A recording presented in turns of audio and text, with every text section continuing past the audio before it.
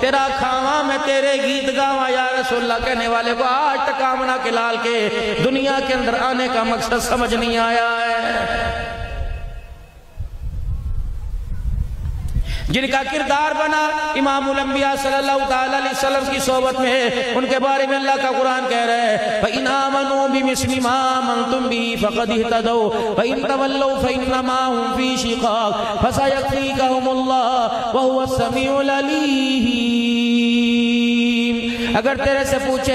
جنت میں جانے کے لیے کیسا بننا چاہیے، میرا نبی اپنے ابو بکر کو دکھا دینا، اپنے عمر عثمان و علی کو دکھا دینا، طلحہ زبیر کو دکھا دینا، خالد بن ولید کو دکھا دینا، حسن حسین معاویہ کو دکھا دینا، زینب کا پردہ بتلا دینا، عائشہ کی خدیجہ کی سخاوت بتا دینا، ان کا صدقہ خیرات دکھلا دینا، اپنی بیٹی کے گھر کے فاقے دکھلا دینا، زینب رضی اللہ تعالیٰ عنہ کا پھٹے ہوئے کپڑوں کا کفن پہن کے جانا دکھلا دینا، دنیا والوں کو بتلا دینا کہ خدا نے جنت کے لیے ایسے لوگوں کا انتخاب فرمایا ہے۔